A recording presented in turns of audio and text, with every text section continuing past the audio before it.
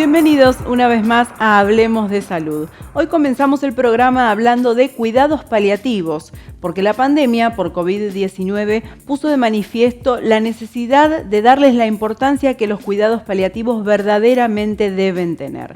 Por tal motivo, estuvimos dialogando con el doctor Ariel Cherro y a continuación compartimos con ustedes la entrevista. A raíz de la pandemia de COVID-19 hay dificultades de muchos pacientes para acceder a tratamientos que tienen que ver con el alivio de los síntomas que padecen a causa de las enfermedades o los tratamientos, y muchos de los pacientes que pueden ser asistidos por cuidados paliativos en sus domicilios no están pudiendo recibirlo, ingresan a las clínicas y hay una dificultad desde ya con las camas, tanto en el sector público como privado, para poder asistir a los pacientes de COVID y aquellos que tienen patologías diferentes. Entonces los cuidados paliativos son una muy buena oportunidad para poder dar cobertura a estos pacientes en su domicilio, que estén aliviados, que estén con su familia en su entorno, y evitar situaciones problemáticas como son, por ejemplo, los aislamientos en un ingreso a una institución, ¿no? Generalmente se asocia a los cuidados paliativos con enfermedad terminal o con final de la vida, y ahora sabemos que esto no es así. A muchas patologías se involucra el tema de los cuidados paliativos. ¿Cuáles son? Sí, está muy buena la pregunta, porque desde ya que los cuidados paliativos pueden abarcar muchas patologías oncológicas o no oncológicas, en las cuales se puede dar alivio tanto en pacientes con esclerosis lateral amiotrófica, como pacientes con demencia, insuficiencia cardíaca, EPOC, etc. Cualquier patología que no tenga un tratamiento que resuelva la enfermedad de base, no solamente para pacientes oncológicos. Y por otro lado, no son exclusivos de pacientes que están en la etapa final de vida. Se puede asistir a un paciente a lo largo de su tratamiento con lo que se llama soporte oncológico o soporte sintomático. Uno va controlando los problemas que genera tanto la enfermedad como los tratamientos, para que el paciente tolere mejor los tratamientos y se logran mejores resultados. Esto ya está estudiado hace muchísimos años. Tenemos pacientes que, por ejemplo, cursan un tratamiento por un linfoma, se curan y nosotros los damos de alta del servicio de cuidados paliativos, y en realidad durante el tratamiento lo que hicimos fue aliviar los efectos tóxicos de una quimioterapia, por ejemplo, que generan mucho malestar y pueden ser aliviados con un abordaje adecuado. Hablamos de cuidados paliativos entonces que son muy abarcativos en cuanto a las patologías, porque no se centran en una sola exclusivamente. Y usted mencionó el tema de las ventajas que puede llegar a aportar esto de los cuidados paliativos, sobre todo en este momento de pandemia. ¿Cuáles son? Bueno, los cuidados paliativos tienen algunas ventajas demostradas hace mucho tiempo, que son el ahorro de costos para el sistema de salud, la mejoría de la calidad de vida para el paciente y su familia, y la prolongación de la sobrevida en algunas patologías. Por ejemplo, los pacientes con cáncer de pulmón y algunos con tumores digestivos, se ha visto que logran una sobrevida mayor con un alivio adecuado a través de un abordaje realizado por cuidados paliativos. Entonces, todas estas ventajas son muy importantes, sobre todo en este momento que, como decíamos, hay dificultad para acceder a una cama en una institución sanatorial. Este tipo de abordajes en domicilio o en consultorio pueden generar este impacto positivo. Ya les digo que para tres áreas diferentes, ¿no? Por un lado es para el sistema de salud, para el paciente y su familia, y por otro lado en lo que tiene que ver con el resultado de los tratamientos que los pacientes realizan.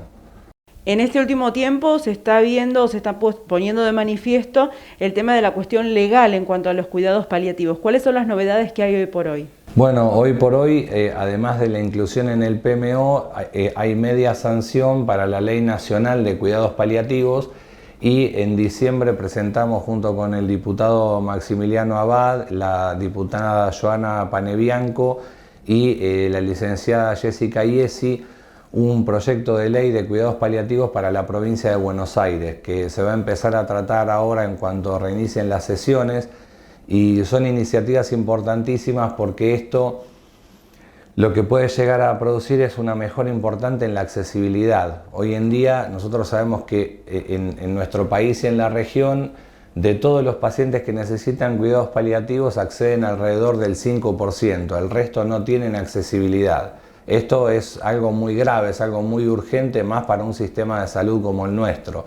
Entonces tenemos la expectativa y hay consenso de muchísimos sectores de que esta ley puede impulsar una mejora importante en la accesibilidad para todos los pacientes, algo por lo cual venimos luchando hace muchísimo tiempo.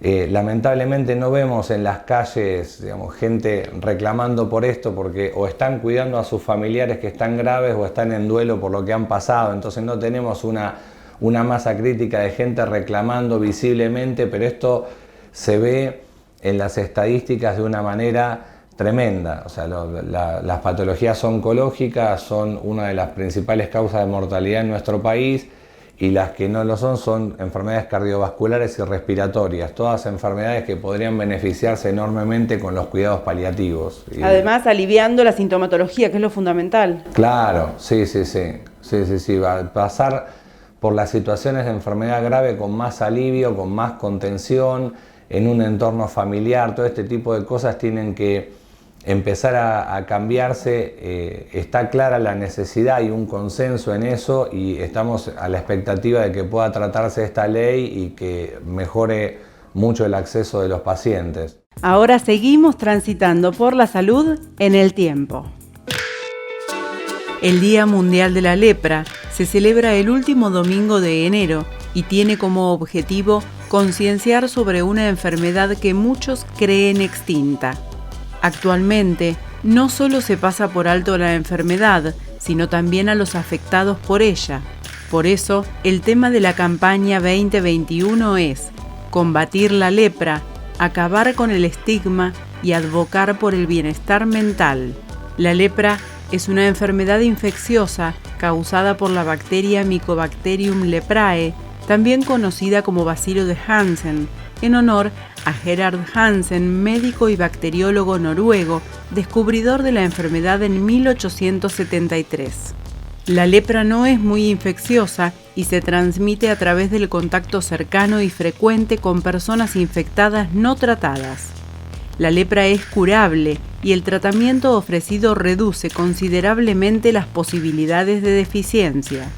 Las personas afectadas por la lepra a menudo son discriminadas y estigmatizadas.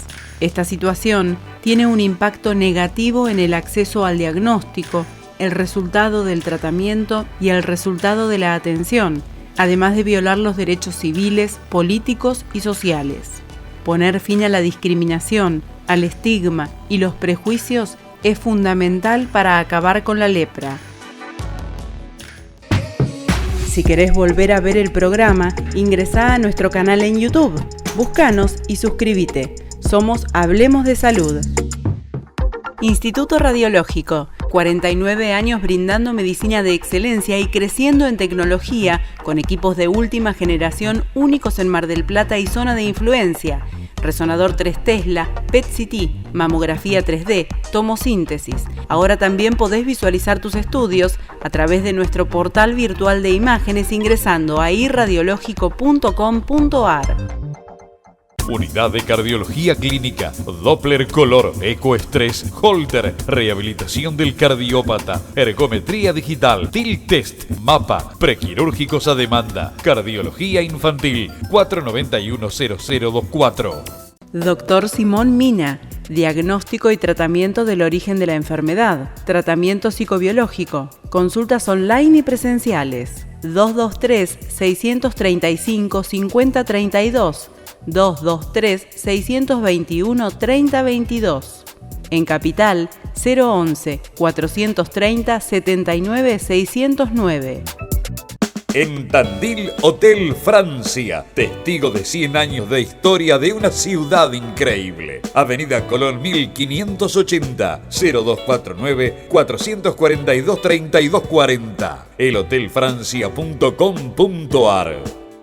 Hágalo usted mismo con buena madera. Fábrica Fadón se lo prepara con ahora 12, ahora 18 y comienza a pagar recién a los 90 días. Fábrica Fadón, 12 de octubre 4787. El 2020 fue un año difícil desde todo punto de vista. El temor y la angustia se hicieron presentes a lo largo de todo el año y comenzamos un 2021 que no difiere demasiado del anterior. Por tal motivo los invitamos a adentrarnos, junto al licenciado Leonardo Pontoriero, en el tema que preparó para hoy. Se trata de la tolerancia y la espera en tiempos de incertidumbre. Hoy tenía pensado hablar sobre algunas cuestiones que tienen que ver justamente con esta época, este momento tan particular, un poco con esa sensación de que estamos saliendo de la situación de aislamiento, pero por otro lado con la contrapartida de que suben y aumentan los casos, entonces estamos un poco como perdidos en relación a la situación en la que estamos y cómo eso impacta emocionalmente en las personas, ¿no? Siempre hablamos de psicopatologías o hablamos de cuadros psicopatológicos. Hoy vamos a hablar de una situación de estado social, ¿no? de cotidiano en función de esta nueva realidad que tiene que ver con este momento tan confuso y un poco complicado.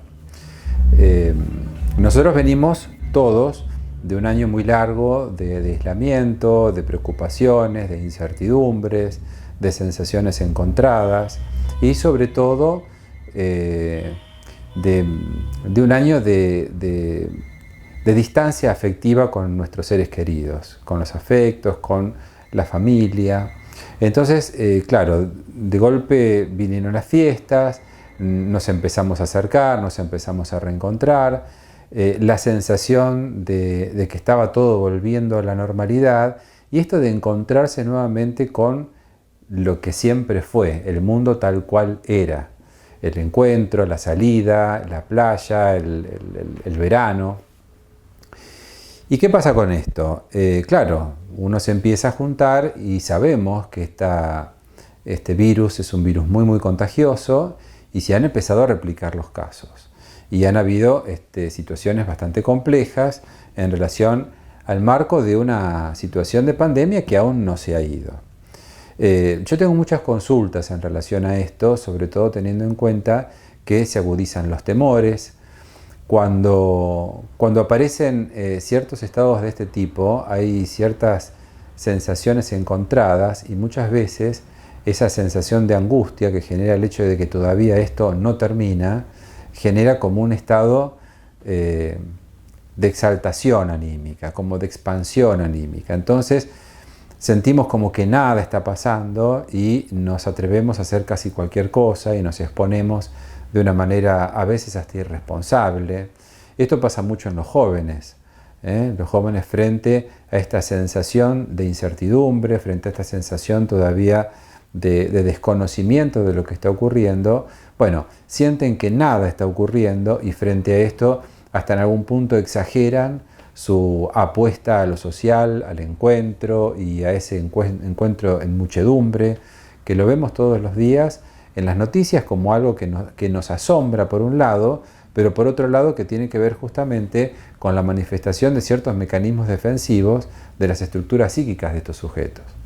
Entonces, los jóvenes no hacen otra cosa que expresar abiertamente lo que los adultos querríamos expresar, que es esto de que ya termine esta situación y volver a la normalidad.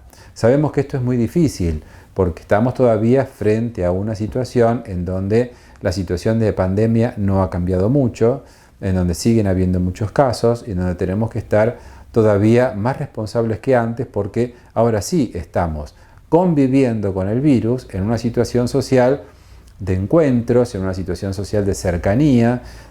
Tratar de mantener la distancia social es muy difícil. Uno lo ve en los escenarios comunes, en la playa, en las salidas, en los lugares recreativos. La gente está demasiado cerca y eso genera toda una situación de riesgo.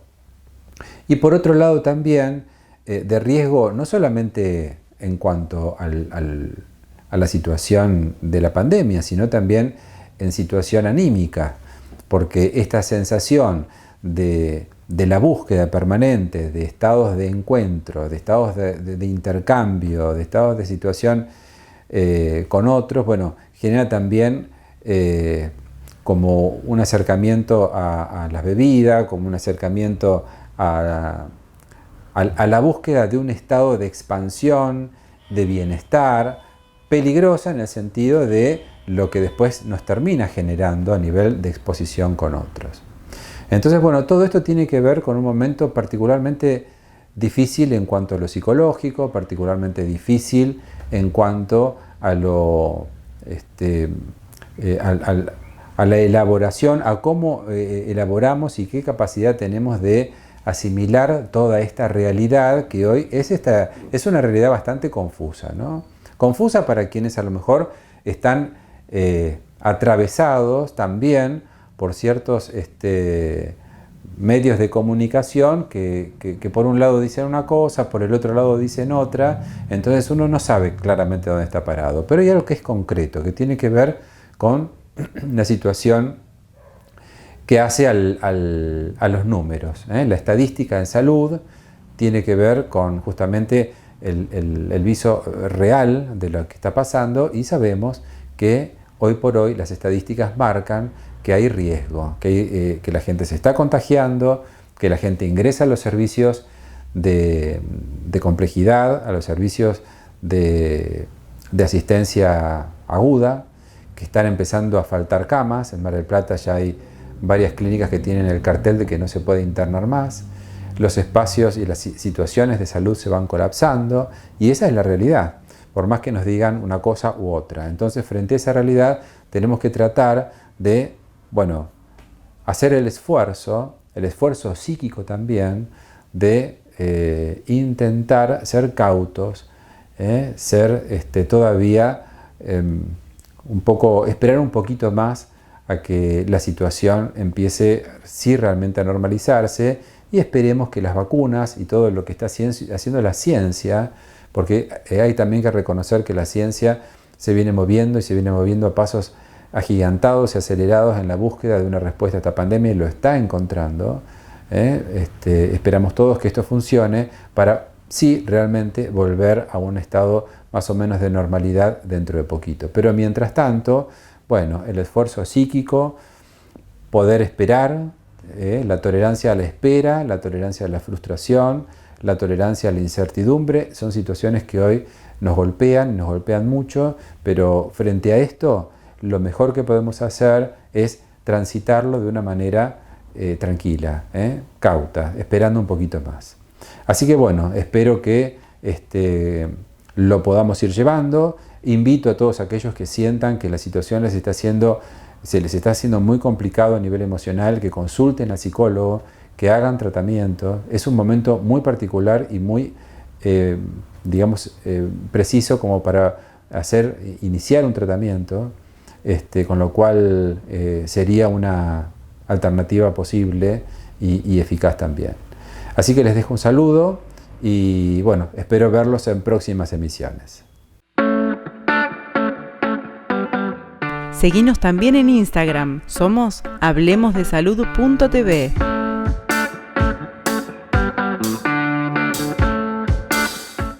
Licenciado en Psicología Leonardo Pontoriero. Trastornos de la personalidad, problemáticas de pareja. Para consultas y turnos, comunícate al WhatsApp 223-536-7243. Licenciado Leonardo Pontoriero.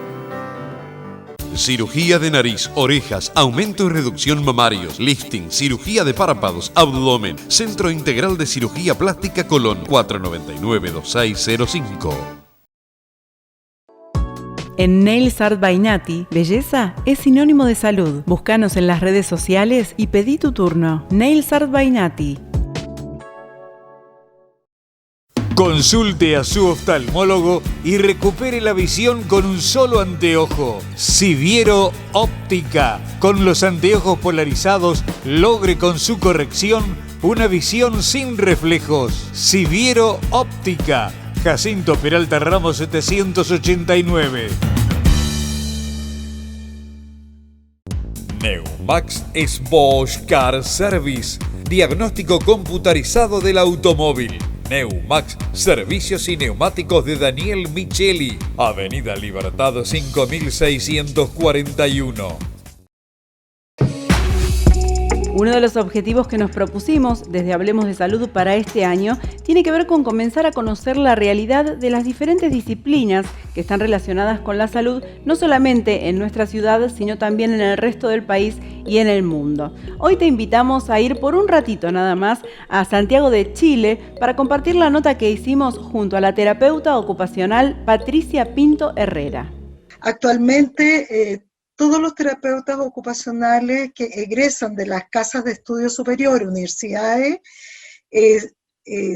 egresan con la licenciatura, ¿ya?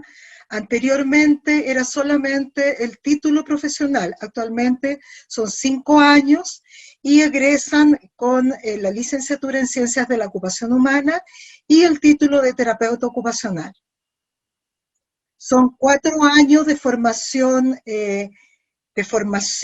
en aula y es 1 año completo de práctica profesional en diferentes áreas. Los terapeutas ocupacionales podemos desempeñarnos en muchas áreas, ya en niños, adultos, en penitenciario, en problemáticas de salud mental, de comunitario, y por lo tanto las prácticas también en la mayoría de las casas de estudio se reparte en 4 áreas. Ya físico, niño, adulto, y psiquiatría también, que puede ser niño adulto, comunitario y todo lo que es también centros penitenciarios. Hablamos de formación, hablamos de docencia e indefectiblemente dentro de este contexto de pandemia, obviamente la docencia se vio totalmente modificada. ¿Cómo lo vivieron ahí en Chile? Bueno, fue complejo porque nosotros y todos, me imagino, estábamos acostumbrados a la presencialidad, al cara a cara, ¿no es cierto?, al estar frente al estudiante para poder hacer lectura, no solamente, digamos, de la gestualidad, sino que también de todo lo que es la interacción que implica con el estudiante. Y hubo que hacer la modificación a la virtualidad, un cambio metodológico significativo, ¿ya?, y además de poder depender de elementos tecnológicos que no necesariamente todos los estudiantes tenían. Entonces a algunos se les dificultó notablemente porque tenían que hacer conexión desde sus celulares, no todos tenían computador. Entonces eso también fue una impasse importante para que ellos pudieran comprender y aprender todo el proceso de enseñanza-aprendizaje en iguales condiciones. ¿Ya? Entonces eso también dificultó, y para nosotros los docentes, todo lo que fue virtualizar, tratar de condensar, sabemos que estar frente a una pantalla no es lo mismo que estar frente, digamos, en la presencialidad, y por lo tanto los módulos de enseñanza-aprendizaje tenían que ser más breves para también dar espacio de descanso un poco más prolongado, y eso significó poder concentrar el aprendizaje en poco tiempo, y eso fue complejo porque muchos nos quedamos con la sensación de que no estábamos entregando todo lo que debíamos entregar, o también que no teníamos el feedback de los estudiantes porque no los veíamos. Muchos, yo diría que el 90%, no se conectaban ni con cámara ni con audio. Entonces, como docente, le hablábamos a una pantalla en negro, ya esperando que nos respondieran frente a las preguntas que podíamos ir haciendo. Estamos hablando de terapia ocupacional e indefectiblemente una de las áreas que tienen que ver con esta carrera es lo laboral, y es el área donde usted se desempeñó durante muchísimos años. Cuéntenos cómo es trabajar en el área laboral en Chile. Bueno, en el área laboral específicamente, los terapeutas abordamos todas las áreas de la persona. En el fondo nosotros abordamos las áreas de desempeño de las personas. Y esas áreas de desempeño son desde la cotidianidad, desde sus intereses, de las actividades de ocio y tiempo libre, pero también desde las actividades laborales, ¿ya? Quienes se encargan de abordar toda la problemática más específica en lo laboral son las mutuales de seguridad, que están todos los empleadores que tienen contratado a trabajadores deben estar adscritos a una mutual de seguridad, ¿ya? Y ahí, digamos, hay un staff importante de profesionales que ven a personas trabajadores o trabajadoras que han tenido algún problema o accidente de trabajo o enfermedad profesional, y hay todo un equipo de rehabilitación para poder abordar entonces el proceso de rehabilitación frente a esta problemática. Por lo tanto, ahí a mí me correspondió ser terapeuta clínico en el área de rehabilitación, pero que además eso implicaba no solamente restaurar la función perdida en la persona, sino que también, una vez que haya avanzado el proceso de rehabilitación, poder evaluar dónde se iba a reintegrar a su actividad laboral. ¿Podía ser a la misma? Muy bien, podía ser a la misma, y eso teníamos que probarlo in situ, o sea, nosotros íbamos con el trabajador al lugar de trabajo, a su empresa, por ejemplo, y veíamos si tenía las competencias y habilidades para retornar a su puesto de trabajo.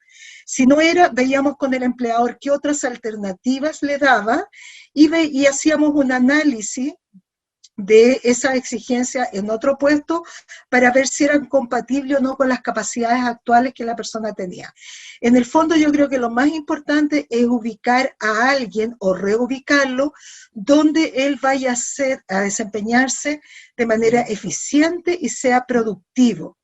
No, a nosotros no nos interesa que se reintegre, que digan ya, que llegue nomás y aquí lo ubicamos donde sea. Sabemos que eso va a ir al fracaso. Entonces nosotros debemos asegurarnos que las capacidades de la persona después de un accidente sean compatibles con las exigencias de un puesto de trabajo, sea el mismo del anterior o sea otro, ¿ya? Y de esa manera nosotros nos acercábamos a la empresa. También es muy importante hacia los compañeros y compañeras de trabajo, ya, porque muchas veces lo veían como una amenaza que llegara un trabajador que tenía, digamos, algún tipo de discapacidad. Porque me tocó muchas veces que opinaban que esa persona, porque tenía esa discapacidad, iba a aceptar lo que fuera en el trabajo, ¿ya? Y de alguna manera no iba a defender los derechos que todos estaban reclamando. Entonces también es hacer un trabajo con los compañeros y compañeras de trabajo para que entiendan de que él va a trabajar en otra tarea probablemente diferente, pero va a ser tan productivo en lo que lo ubiquen como cualquier otro trabajador que no tenga ninguna discapacidad. Patricia, ha sido un verdadero gusto poder charlar con usted y enterarnos un poco acerca de cómo se trabaja desde la terapia ocupacional en su país, en Chile, así que un agradecimiento enorme por este espacio compartido. Muchas gracias, muy amable por la invitación. Hasta aquí llegamos hoy. Tuvimos un programa súper completo. Hablamos de cuidados paliativos, nos referimos también a la tolerancia y la espera en tiempos de incertidumbre y compartimos una nota sobre la terapia ocupacional desde Chile. Si te gustó este programa, te informamos que lo podés volver a ver en cualquiera de las redes sociales que mencionamos a lo largo de la media hora que duró, y si no, también si estás de vacaciones en Mar del Plata y te gustó la programación del canal local, tenés que saber que desde cualquier punto del país lo podés ver a través de Cablevisión Flow en la señal 525. Ahora sí, nos despedimos, te agradecemos por tu tiempo del otro lado de la pantalla y te decimos hasta la próxima.